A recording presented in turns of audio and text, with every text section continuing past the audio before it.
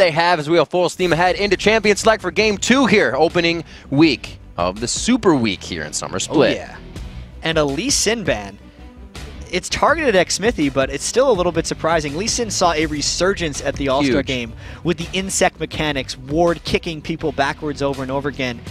X-Smithy, he's no insect, but it's still enough to draw the ban. It brings in so much utility in the late game, which sounds weird. It's like shields everywhere, jumping here and there, and it's confusion. You never thought confusion would be such a huge, powerful thing to have in a fight. It's what Lee Sin brings. Kha'Zix ban, so he won't get to see any super farm Kha'Zix as well. Yeah. Blitzcrank ban against Edward. I wouldn't be surprised if they actually banned Thresh as well. You already know Edward is against the wall here, and you're going to try to throw him off as much as possible. I'm actually very surprised that Curse is the ones who banned Thresh. It tells me they have a much different first pick in mind. Vulcan, they may have been thrown off by that as well. Yeah. They're like, why did they ban Thresh, guys? What do they have in mind? We don't have notes for this one. And so, I'm kind of curious, too. What do they have in mind? So they go ahead and they get a pretty safe pick there, or ban, I should say there. Jarvan, maybe? Jace, of course. Of course, all the Jace bans that we've been seeing. He was so dominant at the All-Star game. Boy's mechanics just stick with Jace so well. Or even Nijaki, we were wondering what he's going to play. Jace has a lot of versatility here. We'll have to see. We do have some commons picked up by the Vulcan squad here. That Rise going on a Mandatory Cloud, most likely. Xmithy on a Psycho Sip. I actually think that's going to be a top lane Rise. Oh, after Shy Rise. I'm thinking it's going to be a top lane Rise. Since you can build a fair bit of armor on Rise against a Jason lane, I don't know how dangerous it is. I need to have more top lane experience and get more insights on these guys, but that's my early prediction for this. Jackie hovering over his all-time favorite League of Legends champion, and Tristana, I think, is in that squad because they played that in the end of towards the end of the season in their fun game.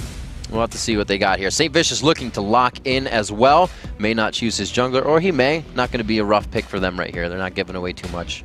No, the one thing they do know is that Vulcan is giving away their solo lanes right now. And with a Trundle pick for St. Vicious, or Voyboy, we're actually not sure. In the pregame, we said it would be a top lane Trundle, but maybe it's something for St. Vicious in the jungle. I haven't seen him practicing it too much. We've had a lot of not Saint lately, Nautilus. But as of late, we are on that 3-7, so it'll still work for him.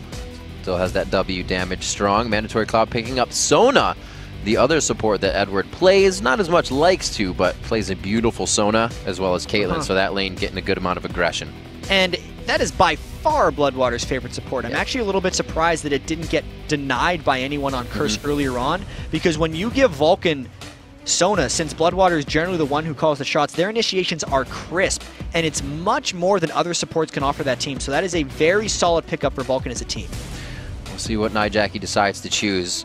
As they lock this in, looks like we've got pretty strong area of effect damage composition coming in here from Vulcan. Once they get it all finished out, it looks like a lot of poke that we'll have coming from these guys on Curse. I'm wondering if they're going to try to run a poke comp here. The hard initiation right now for Vulcan is pretty much just the Rise Rune Prison, Crescendo, and Cannonball, but that's not to say those things can't be displaced. Cannon is used to kind of negate poke comps, right? You flash sometimes, if you can get it enough to follow up, but there really isn't a follow-up for these guys yet.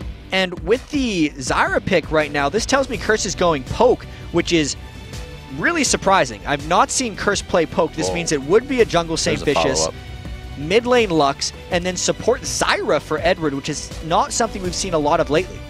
And they really have a great composition for that poke. That disengage from the Trundle wall as well. It's going to shut down that cannon. You're really going to have only him or Xmithy making it into the fight when you start. So it's a great composition there. But on the other side as well, they can play safe. They have the disengage. I think we're going to see, just like game one, it's going to be really safe up until a certain point. Now it's swing it. All going to be about whether Vulcan has enough engaged to get at Curse, and if they do it decisively enough to not get poked down beforehand. It does look like I was wrong in the prediction. Kennen top lane to go against Jace, Rise mid lane to go against Nijaki. I feel like they could have swapped those however they wanted. And obviously, if the early game goes incredibly one way, it's going to be like that.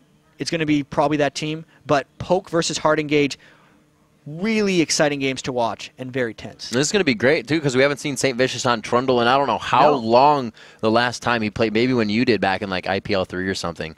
Yeah, he used to play like Vamscepter start jungle Trundle in Season 1, and he'd go double golems. But it's been so long. Trundle's received that beautiful visual makeover, but he decided just to go for the Junkyard Trundle as well when we decided to get in this game. Nice. Man, there's so much hype going into this game. Edward playing Zyra as well is just not the Curse bot lane we'd expect to see right off the bat. It's like Zyra Ezreal. That's the passive disengage bottom lane, not the jump-in-your-face thresh hook. You never know. It's Edward. They could turn this. We're going to be like, okay, never mind. It's a kill bot. All right, they're going to go kill against Caitlyn Sona, which is hard, by the way. It will be. They don't have sustain. That's going to stick. We'll have to see what they're really running in runes once we get into the game. But we're into game 2 here. Rivington III and chat to bring you Vulcan versus Curse as we get it matched up. And remember, Cop and Edward, and how to bring up that duo lane for Curse. And there was a lot of early game posturing in the Coast versus TSM game. I wonder if Curse and Vulcan are going to do similar things. Based on the pings that Curse has thrown out already, they're going to try to get a couple wards into Vulcan's jungle, while a couple of them are playing human wards as well, including Saint Vicious and Nijaki. Yes. Double Lift taking notes on where Saint Vicious is guarding the bush. That is definitely something that happened at the All-Star game when Dyrus was caught by the thresh hook over the wall. What people didn't realize is because Double Lift wasn't scouting Tribrush for him, but none of that is important for this game as Vulcan's trying to do that delayed and fade. Let's see what they do. They are just hanging on to the red brush right now. Saint Vicious is going to make his way all the way out, so they know they're invaded here. Vulcan has strength in the jungle. Looks like they'll be able to do what they want with this, but they may not stay to take anything. 3 wards placed in the red side jungle of Curse is a huge investment for Vulcan to go into. They really care about vision of that area. We'll see how it ends up playing out because they conceded vision of their own red jungle, and they're actually expecting something similar. These 3 early wards are the same wards that Korea plays down at All-Star games. Even the one over the double golem wall? To explore over golems. Is that Explorer? It's not Explorer. It's a real ward, but they usually use the Explorer there. All right, so they just wanted... I think that'll tell you earlier where the bottom lane is going to be going, so you can more adequately counter it if you're looking for or against a lane swap. Absolutely. Let's see what they try to continuously do. Looks like Saint heads over towards his red, and no. Yeah. Oh, that's not his red. That's the Vulcan red. That's the Vulcan red. All right, so Saint goes over to Vulcan red, I should say. I'm just kind of like scrolling the map, and I didn't realize on the other side. You're like, wait a minute. Go Riv. You shouldn't be there, Saint Vicious. What are you doing? And this will be interesting. I think they're just going to be ending up trading double buffs with each other. Since Vulcan has such control over Curse's red jungle, I feel like Curse is just conceding it. There's the 2v1 mid. Bloodwater and Zuna going to try to pressure that one down. We'll see what happens. Looks like the Zyra pick is actually going to work out quite well against ManCloud. He gets that Rune Prison in. They're still going to be able to stay within range and get that damage in. And based on what Xsmithy is doing right here, he's on a collision course for Saint Vicious. Xsmithy has Smite, Saint Vicious does not, so this looks like it could be a blue steal. Saint's like, yeah, you're 1v1, let's do this. But here comes Bloodwater around the corner. You did not expect that. The power chords to be played. The Symphony, however, going in favor of Saint Vicious here. He just pushes out Xsmithy on that situation, knowing his skill set is better. Psycho Sid giving some aggression to Voyboy in the top lane. He's going to go ahead and take it to the skies. He gets that E in. There's the stun onto Psycho Sid for Voyboy. And it looks like he may be able to proc one more. He tries to get in the range. The Knight goes down. No. It may not be enough. One more tick. He gets it for first blood. The very last tick gets Voyboy down. I thought for sure he was going to be able to get away. Psycho Sid with a level 3 Ignite coming through, giving him that extra little bit of Ignite damage. Catches Voyboy checking for blue help. Because of the 2v1 mid, I feel like Vulcan outmanned Curse there, and then Voyboy had no support coming from Psycho Sid, and then Psycho Sid just out-traded him with that Doran's Blade start.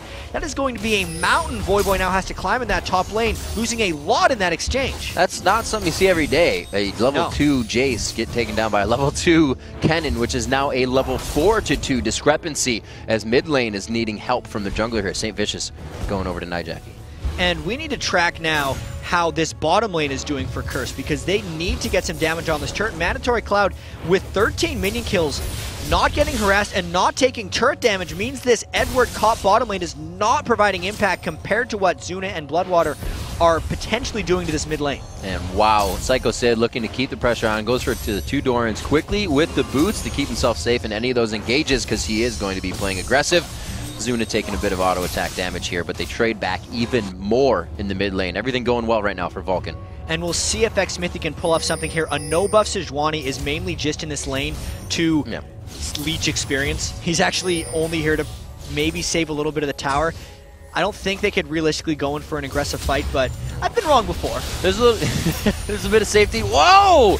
Maybe they just wanted the poke there, and they got it. Even putting the ward down wasn't enough safety. They just kind of put him in that false sense of security. Really nice route by Edward there, and I feel like Mandatory Cloud really just should have been waiting in his turret for these creeps to arrive, because that's how he's been surviving in this lane up until now. And because he took that poke, it means Xmithy has to stay here to prevent the 2v1 tower dive. This is kind of one of those you're making it harder for me situations. He's going to try to get himself into a good spot, and it looks like, wow, they're actually going to play this from Bloodwater. He makes the call for himself to go down, throw some sustain to the lane, and then he'll meet back up in mid. Might as well. It's a range and the bottom, and Zuna's doing completely fine in mid. Plus, Bloodwater wasn't really providing any extra harass on to Nijaki, so they're just transitioning to Caitlyn mid. I can see this working out. We'll have to see what they do. We have seen this happen, well, not happen before, but Caitlyn mid has been played before, I should say. 6 minutes into this one, we'll see how Curse reacts to this bit of a transition. It's going to be a dual lane in the bot now versus the dual lane with Zuna mid. Jackie trying to get some damage out, gets that auto attack. Zuna eats a turret. Looks like he may play this real safe and go back. And Zuna really wants to get that mid lane turret, because I cannot stress enough how important it is quite to get low. that mid lane turret down. And even though, like, that's a very interesting choice by Bloodwater to go to the bottom lane at this juncture in the game, because if he stayed mid, I feel like Zuna and Bloodwater could get that turret on the next push, whereas now it's not nearly as guaranteed. I think that's why Xmithy is here, because they're trying to add extra presence, but I don't see them getting down this turret. Nijaki's able to keep those creeps low enough. They got that siege pressure from Jackie. He's easily just clearing that out with Prismatic Barrier on. Xmithy is looking to cause trouble, though, looking to find St. Vicious, so that will allow Zuna to be more aggressive in mid. And still no turrets necessarily pushed down. The lane phase was extended when Bloodwater decided to go bottom and essentially create standard lanes again, even though Ryze and Caitlyn are swapping like an AP duo for an AD duo lane. I figured that would have been a fast move for ManCloud to have Sona go down, or for Daydream, wow, Bloodwater to go down. We got it. There's a list in my name. I just had to find the right some one. roster swaps. It's understandable. So still staying here at both level 5. He is 33 to 41, so even as the mid laner, he's not grabbing up the CS that Lux is in that 1v1. Not necessarily, despite having the support helping him. I mean, 2v2 when you're constantly pushed is not as good as a 1v1 in the mid lane where they're still trying to get down that turret.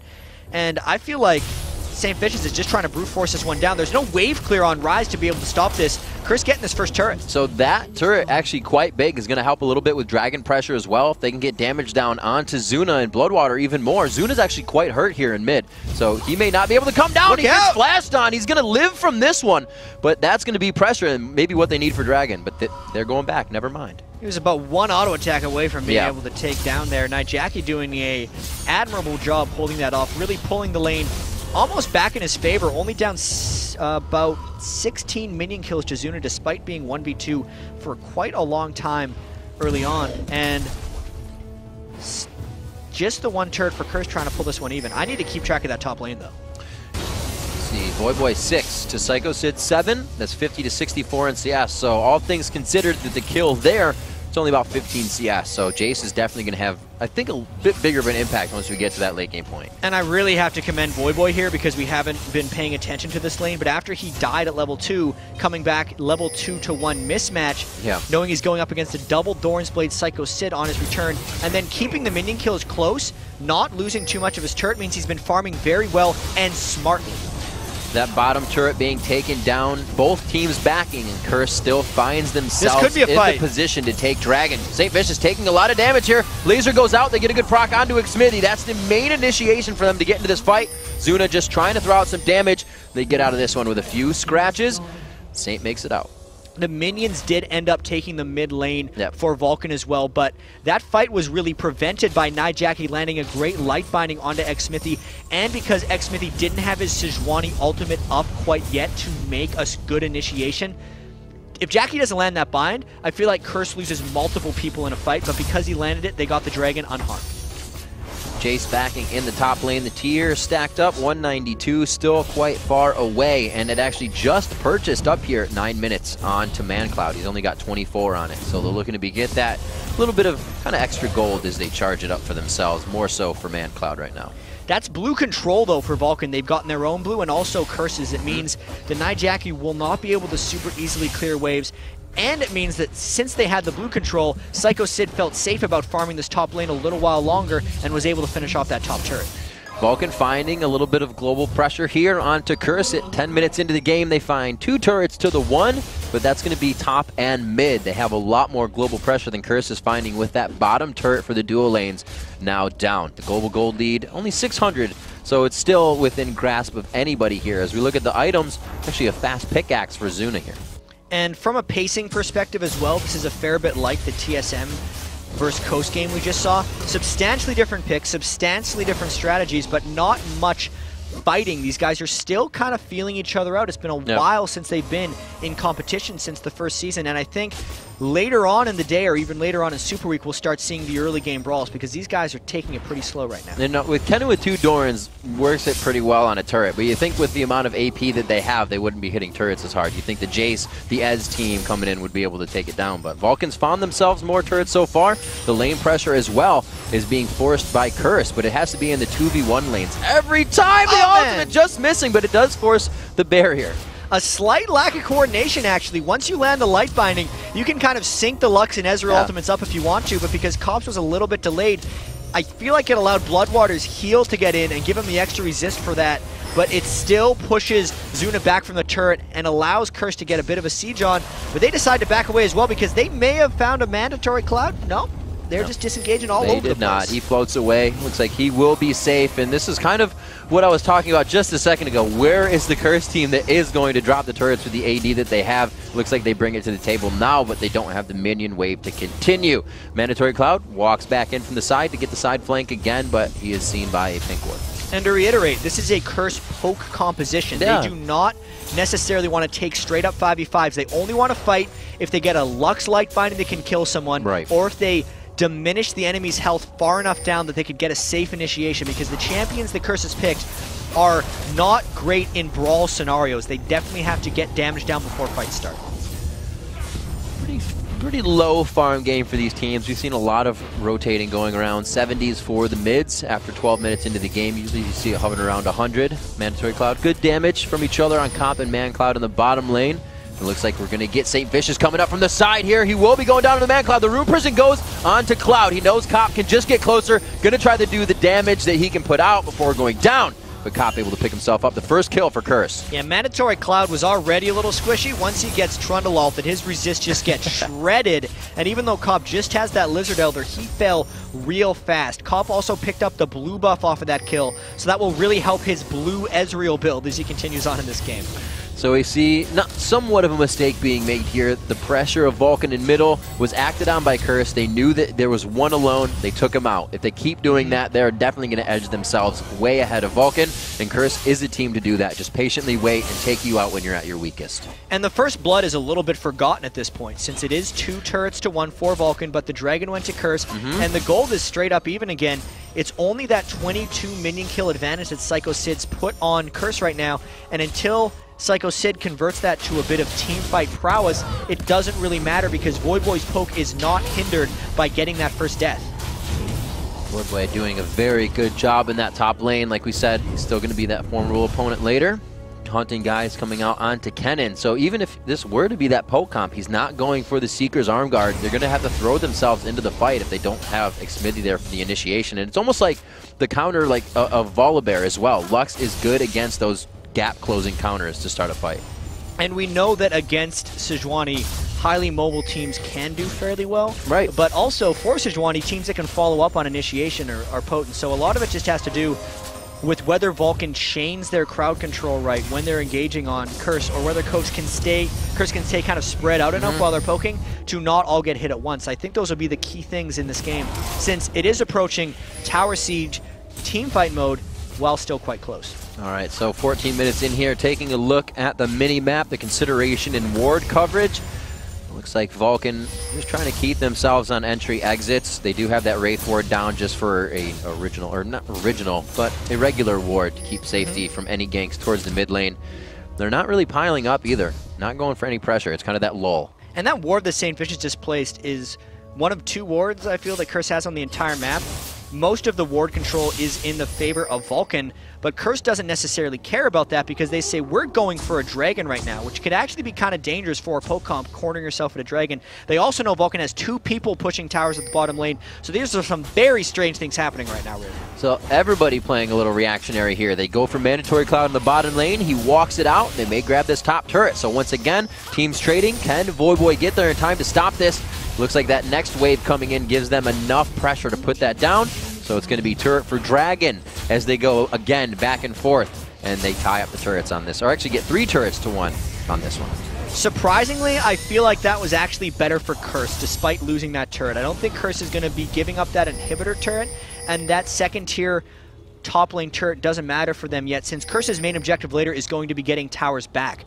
The Dragon Gold is something that's forever, whereas Tower Gold can kind of be traded in a strange way, since I don't think Curse will give up that much map control for losing that turret, based on their poke comp. Map control and just ability to fight. If you think about the composition of Trundle, Jace, and Lux pinched into the entry of a base, they have perfect siege there, so you're right. They're not worried about the inhibitor. And Psycho Sid is planning a bit of a sneak attack here while Curse tries to siege up. Kennen is behind Curse right now, and they might try hard initiation. Here he comes. He's a flipping ninja, but it doesn't look like he's going to go in just yet. He activates the E. He goes in, but he gets knocked out. It pretty much negates the entire ult. They find 1 kill onto Cop. That's going to be perfect for getting the kite out of the way. Edward throws out a very nice ult. They may be able to capitalize. Crescendo coming in from Bloodwater. It hits them all up. Xmithie puts himself into the frying pan to get burned up, but his team is able to capitalize on this. Edward looks for the kill, but Psycho Sid dodges. The auto attacks may not be enough. The passive to come up, and he misses the shot. Jackie gets out with 100 HP. 4-4-1. The sneak attack flipping ninja Psycho Sid initiated that fight. He's now 4-0-1. We talked about him capitalizing on his first blood extra gold to create a good team fight, and now Kennen's going to be turning into a real monster. That was very clean by Vulcan getting in there, and they cleaned up. Curse cannot get snuck up on like that in the future. What? Whoa. Nice little dodge there. Gotta get that re-hemmed there. A little bit of burn on Bloodwater's dress. 5-2 at 17 minutes into the game. A 2,000 gold lead going in favor of Vulcan. And really coming into that fight, Psycho Sid doesn't have very many items, but he is making an impact. A lot of it has to do with his experience. He was level 11 in that team fight, so he had 2 ranks in his ultimate Slicing Maelstrom. And even though it only hit Cop, it got a very important instrument of that poke comp for Curse out of the way. And even though I had just gotten off a spiel about that second tier turret not mattering that much for Curse, that's the whole reason Psycho Skid was able to sneak up behind them, because the map control in that area of the map wasn't there. It plays in very different ways, Jat. Mandatory Cloud now with a bit of hold here. Going to get a cooldown on those spells. Looks like he may not get ulted just yet. No, Saint does throw that off. Looks like he may not be able to get out of this one. Xmithie just on the side. Cop there to help him, but Cop, watch out. Xmithie could have you. Xmithie's ultimate is just about to come back up. Cop needs to be very careful here. They may choose to go on this. They do not, though. They just play it for the 1 kill. Not sure what Saint Fishes was doing all the way up there, but Vulcan definitely chased him down, picked up yet another kill. Now they may be able to siege a little bit of turret, but I think Vulcan's actually going to be taking this opportunity to keep the side lanes pushed. If they can keep the poke comp contained to their own base, they don't have to worry about losing turrets. See what Zuna can do at 147 CS. A few over right now, but he does have the Infinity Edge completed. He's looking to grab up more CS, create pressure in the lanes, and get that attack speed. He will be tremendous in the fights upcoming. But right now, if his team can push 4v3, they are going to do it. And Cop doesn't have the blue Ezreal items he needs yet. In order to be the poke Ezreal, he's going to have to get those Iceborne Gauntlets, but Vulcan's kept the pressure on, and Cobb has not been able to farm up 139 minion kills, 18.5 minutes, plus just the 1 kill is not going to generate the type of gold flow that Curse needs. And something that's commonly said is, blue Ezreal build can be huge. It can really wreak havoc. But if you don't follow and you're not even with the game as it goes, falling behind becomes a huge factor in its damage. Yeah, it was actually Cloud Templar was doing some guest commentary at the All-Star game for the OGN stream, and he was mentioning how it is a good build, but you have to be ahead in order for it to work, because the gold threshold until you get the items that make it tick is so high. It's like 7,000 or 8,000 gold before you even become fully effective, and Cop has just not reached that point yet. He's about 900 gold off, but right now you have to consider he's by himself, he's going to farm that lane, but when he can't, everybody in that group is farming it unless they are completely giving it to him. And at this point, they may just be doing that. See, his charge is now up to 384, so that's even quite a ways off. 400 as Tear of the Goddess was bought. About 100 charges after, and Man Clouds is already about. Yeah, and 750 for Voyboy because he's got that big Murr mana already transformed, so maybe Voyboy can turn some fights with that. Well, Jace has a little bit of an edge. Alt, on the 3.7 patch, you can just alt and get tier stacks. That's changed in the 3.8 patch, so Voyboy better cherish this early transform Murr mana. Let's see what he uses it for. He's going to head to the top lane, try to stop Psycho Sid on this free farm as well. He's still got about 30 on that, but 5-0-1, something we haven't really touched on for Psycho Sid. Yeah. He has bought his items, and he went haunting guys straight in to that Seeker's Arm Guard and then into the Zanya's. That's the needlessly large rod. So he's actually only about 600 gold off. He's doing lots of damage on Kennen right now. I gotta say, even with the home guard boots, it's just his ability to try to keep the map pressure up. And St. Vicious and Voy are actually trying to two-man him up top. We'll see if Vulcan tries to turn something around elsewhere, as I don't think the St. Voyboy gank has any chance of working on Psycho Sid. He eat from so far away. He's like, I don't even want to hear what you guys have to say. 20 minutes into this one, super safe play. Vulcan knows that Curse can make the plays happen to switch this game around. They may feel comfortable, but they know they can't get complacent. And surprisingly, Psycho Sid's actually conceding the turret to Voyboy and St. Vicious. He is giving respect to the Trundle ultimate plus the Muramana Jace. And it turns out that was probably a good play for Curse, but they're giving up a lot of turret damage down bottom as well. This is just a turret trade, so I don't know who to give that to. And with Kennen speed in mid lane too, he's going to be able to push that down. They're going to be able to just transfer over to mid lane, seeing those guys top. Maybe they'll back. Yeah, they're actually absolutely going to back here. So Curse keeping the pressure on Vulcan. Vulcan having to back away. No one from Curse able to really get them out of this. And I believe there's also a dragon being taken at the same time. So just huge amounts of gold is flowing into both teams right now as they trade big money objectives. 975 for dragons, 750 for turrets across the map. And Psycho Sid getting fed up and going in. He goes in because he bought the Zanyas. If he had it for the top lane second tier turret, he probably would have done so. He forces flash on that.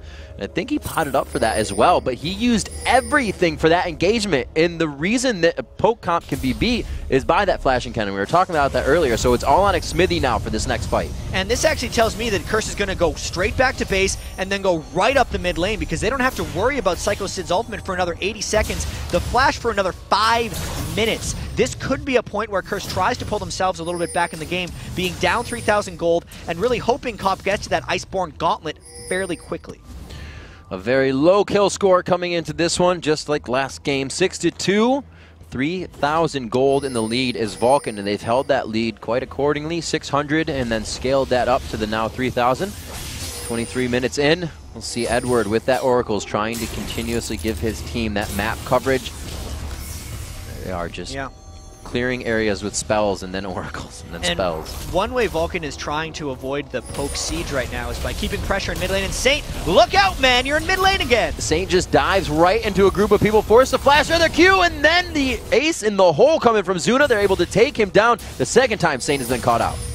And I think that's the last 2 kills Vulcan has picked up as well, have just been on St. Vicious. And since they were already clearing around the Baron buff with an Oracles, which has now expired, they can't guarantee vision control here.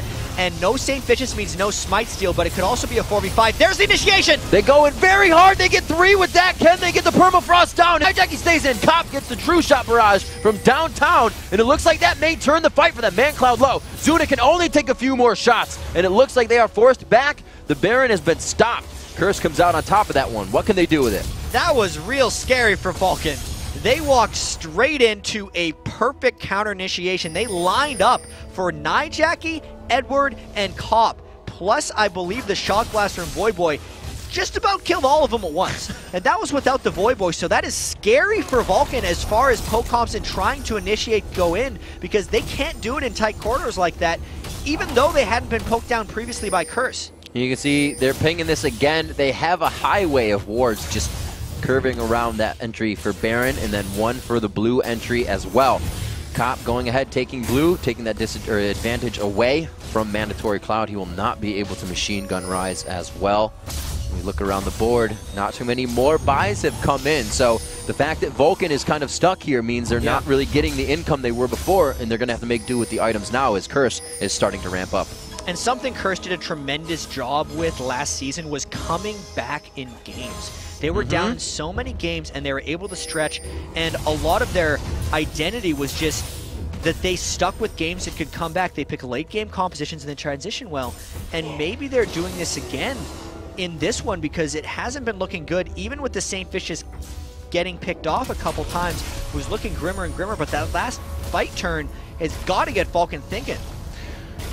Like we said, Jack, Curse more than happy to kind of leave that inhibitor turret up because of the siege protection they get from Jace, they get from Lux, being able to just pretty much have those two protect a turret versus any amount of champions.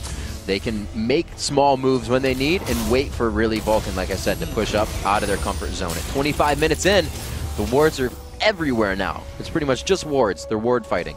Yeah, and in that last 4v5 that Vulcan had as well, we do got to remember Psycho Sid's cannon ultimate wasn't there. So the most, the most dangerous man on Vulcan right now couldn't even really participate in that fight, which is one of the reasons the 4v5 worked for Curse.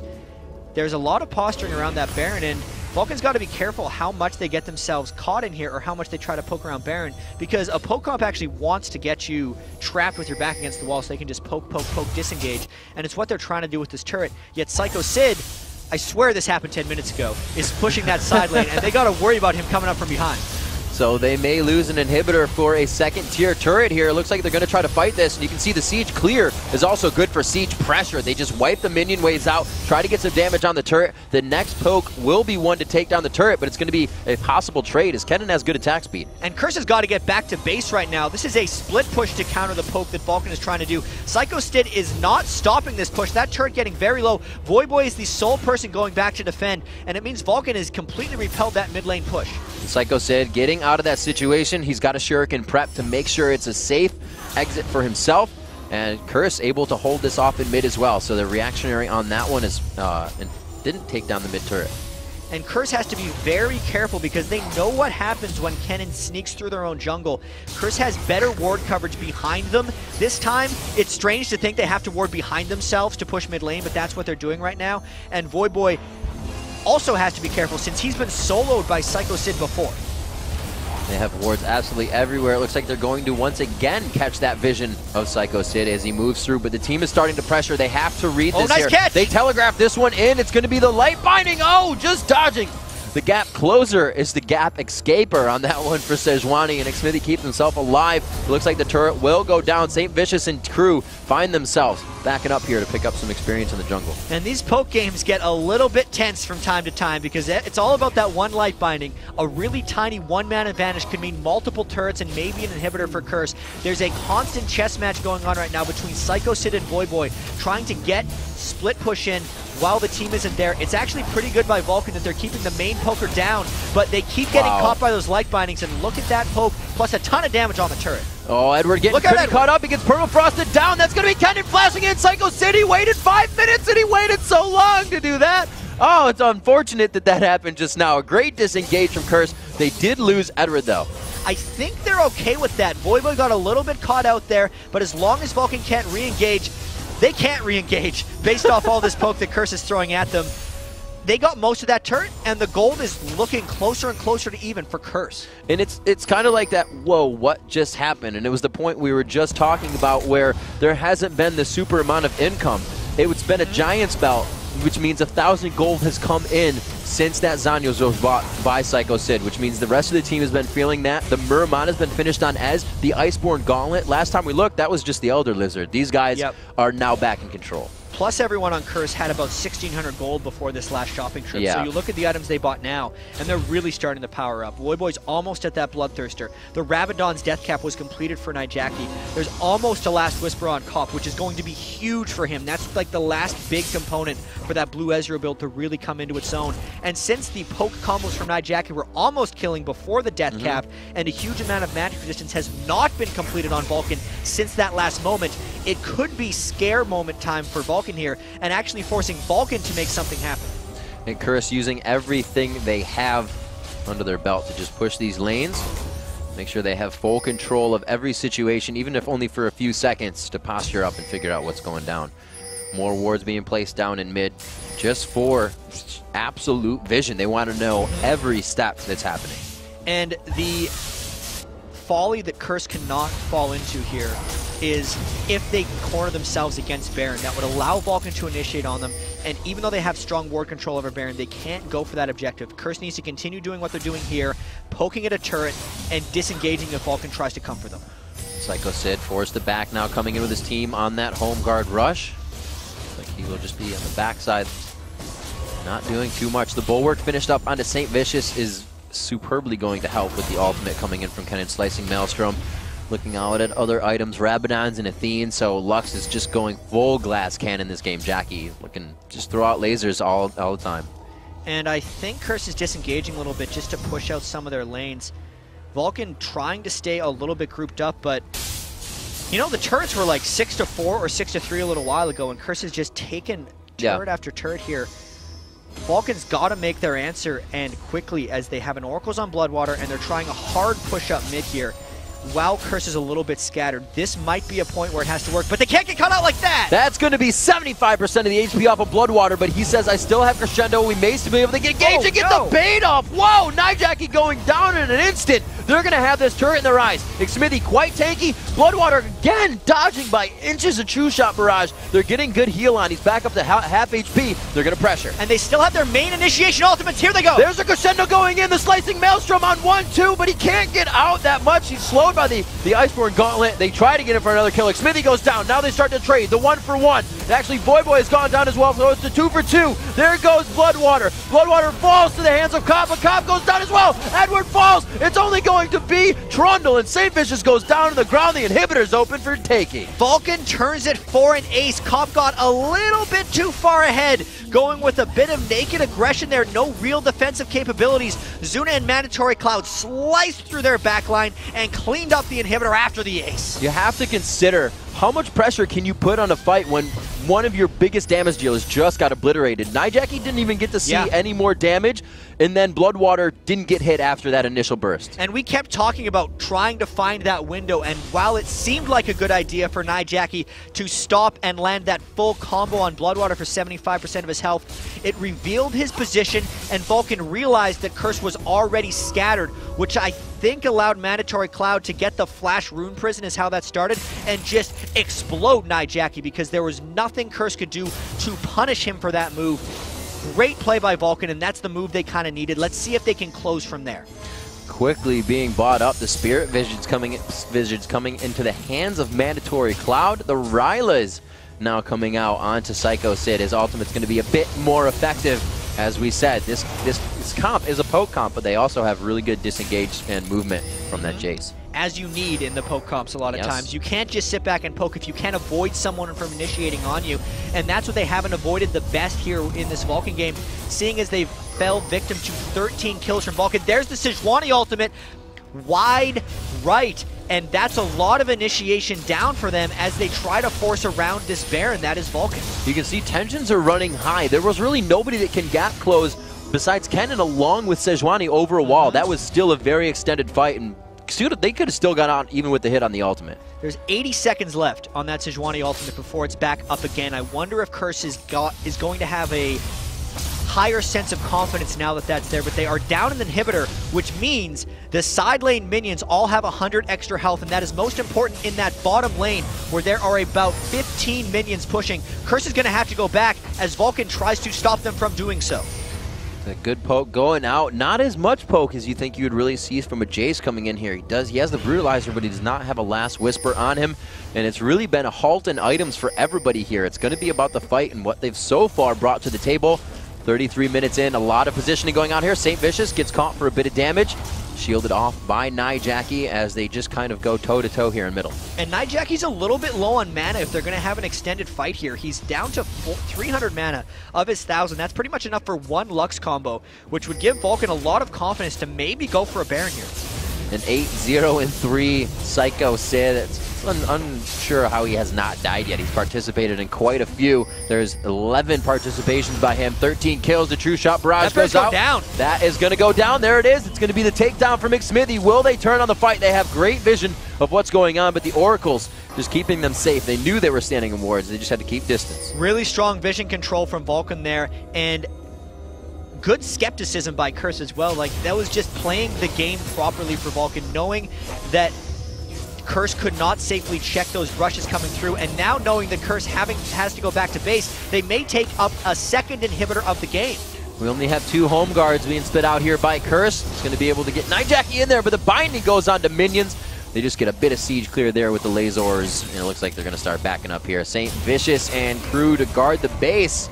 Looks like they're just taking a bit of poke here. It's not really doing too much damage, though. We got to remember, Vulcan is the team that beat Curse in the 3rd, 4th place game at the end of last split, so they have a track record already of beating this team, even though it was before the acquisition of Edward, and they're looking to close out this one with the Baron buff, with 2 or 3 inhibitors down, and with the catch over the wall. A team that's really good with momentum, or really remembers the momentum right now. Vulcan trying to pressure their way in. They do have a siege minion wave that gets siege down. Huge burst there. It's going to be the Thunder Pillar going out. There's no escape, so it's Vulcan all in. They try to take the fight. Their cop is getting taken down. Frozen up, permafrosted, and surged out. One more hit, and he goes down. There is the gap closer. A flash out coming from McSmithy. They have control of the bottom half of the base, the top half of the base, and the middle. It's all theirs, and possibly the game if they don't play the safe. They could die, though. 30 to 40 second death timers all across Curse now. Xmithy the only one to fall for Vulcan. They may take it slower. They may go hard for the win. Oh, that pillar. That's what I'm talking about. You got to play it super safe. There's still 2 turrets there. Here comes Edward throwing down the crowd control. Good dodge coming from Psycho Sid. St. Vicious just trying to clear the minions out. They throw it on the Wild Growth. The good pop up there. Where's the initiation from the team? Boy on the backside does not want to get into hammer form and put himself in. They take down the second turret, Chad. It's going to be the Nexus. Vulcan continues their win streak versus Curse. The second game of opening week summer split. They initiated on the poke comp. Curse's gambit didn't work out in this one. And man, 36 minutes felt longer than that because poke compositions are very, very tense to play against. If Curse could have ever gotten the upper hand and sieged down an inhibitor, that would have been it. But Vulcan just found the right